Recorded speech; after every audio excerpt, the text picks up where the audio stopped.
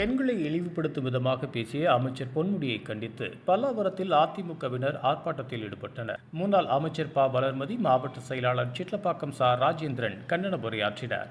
திமுக கட்சியில் மூத்த நிர்வாகியும் அமைச்சருமான க. பொன்முடி மேடை பேச்சில் பெண்களை இழிவுபடுத்தி பேசிய நிலையில் கடும் எதிர்ப்பு கிளம்பியது.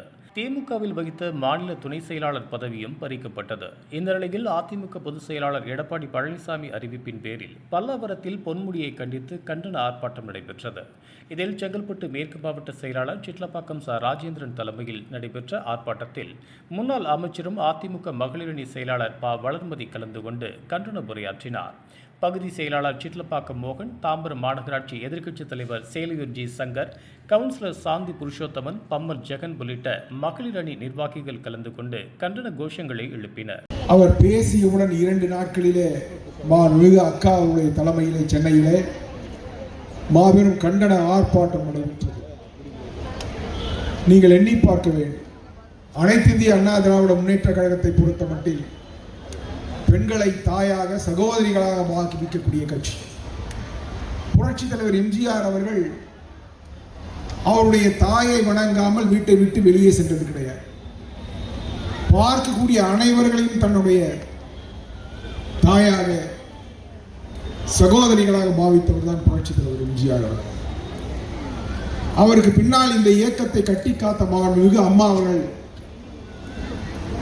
இந்த நாட்டிலே பெண்கள் மேன்மையடைய பல்வேறு அற்புதமான திட்டங்களை எல்லாம் கொண்டு வந்தார். ஆனால் திமுகவை பொறுத்த மட்டில் எப்பொழுதெல்லாம் ஆட்சிக்கு வருகிறார்களோ அப்பொழுதெல்லாம் பெண்களை இழிவுபடுத்தக்கூடிய பேச்சுக்களாகத்தான் அவங்க தொடர்ந்து பேசிக் கொண்டிருக்கிறார். இதற்கு காரணம் அதுதான் திமுகவின் DNA. நீங்கள் கருணாநிதியை பார்த்தால் அவர் ஒரு வான்கோழி என்கின்ற ஒரு நாவலை எழுதுகிறார். அந்த நாவலிலே கூட ஒரு வேலைக்காரன் தன்னுடைய முதலாளியினுடைய மனைவியோடு தொடர்பு கொண்டு அந்த முதலாளியின் மனைவிக்கு குழந்தை பிறப்பதற்கு காரணமாக இருந்தவன் அந்த வேலையாள் என்று அந்த வான்கோழி என்கின்ற அந்த நாவலிலே குறிப்பிடுகிறார் என்று சொன்னால், ஈனத்தனமான எச்ச புத்தி கொண்டவர் தான் கருணாநிதி. அவர் வழியிலே வந்தவர்கள் தான் இப்படி தொடர்ந்து பேசிக் கொண்டிருக்கிறார்கள். எனவே அதில் வியப்பொன்றும் இல்லை என்பது தான் என்னுடைய கருத்தாக இருக்கிறது. நீங்கள் எண்ணி பார்க்க வேண்டும். இன்றைக்கு பெண்ணை இவ்வளவு கேவலமாக எவரும் பேசியிருக்க முடியாது. அப்படிப்பட்ட பொன்முடியை அவருடைய கட்சி பதவியிலிருந்து அவரை விலக்குகிறார்.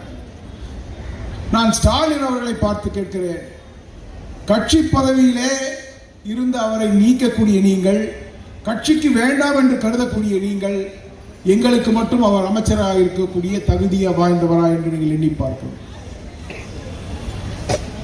யார் தவறு செய்தாலும் நான் சர்வாதிகாரியாக மாறுவேன் என்று சொன்ன ஸ்டாலின் அவர்கள் இன்றைக்கு எத்தனை முறை சர்வாதிகாரியாக மாறி இருக்கிறார்.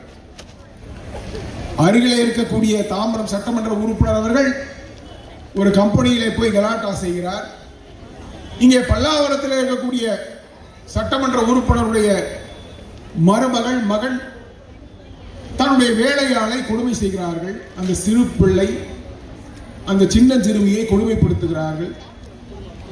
இப்படி நாட்டிலே நடைபெறக்கூடிய சட்ட ஒழுங்கு சீர்குலைவிற்கு முழு காரணம் யார் என்று சொன்னால் திமுகவினர் தான்.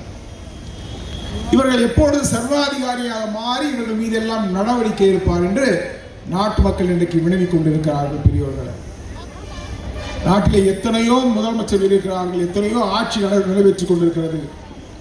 ஆனால் மிக மோசமான ஆட்சியாக இன்றைக்கு ஸ்டாலின் ஆட்சி நடைபெற்றுக் கொண்டிருக்கிறது. எப்பொழுதெல்லாம் இவர்கள் ஆட்சி பொறுப்புக்கு வருவார்களோ அப்பொழுதெல்லாம் இந்து மதத்தின் மீது தாக்குதல்களை, இந்து மதத்தின் மீது அவதூறை பரப்பக்கூடிய ஒரு இழி செயலை இன்றைக்கு இவர்கள் மேற்கொண்டவர்களாக இருக்கிறார். இதையெல்லாம் நீங்கள் எண்ணி பார்க்கணும். தமிழகத்தை பொறுத்த மட்டில் பாபர் மசூதி இடிக்கின்ற அந்த காலகட்டத்திலே கூட அம்மா அவர்கள் இந்த நாட்டின் முதலமைச்சராக இருந்தார்கள். ஒரு அமைதியான மாநிலமாக இந்த மாநிலம் இருக்கிறது. இங்க இருக்கக்கூடியவர்கள் இஸ்லாமியர்களாக இருந்தாலும் சரி, கிறிஸ்துவர்களாக இருந்தாலும் சரி, இந்துக்களாக இருந்தாலும் சரி, எல்லோரும் ஓர் தாய் வயிற்றின் பிள்ளைகளாக இன்றைக்கு ஒற்றுமையுடன் இருந்து கொண்டிருக்கிறோம்.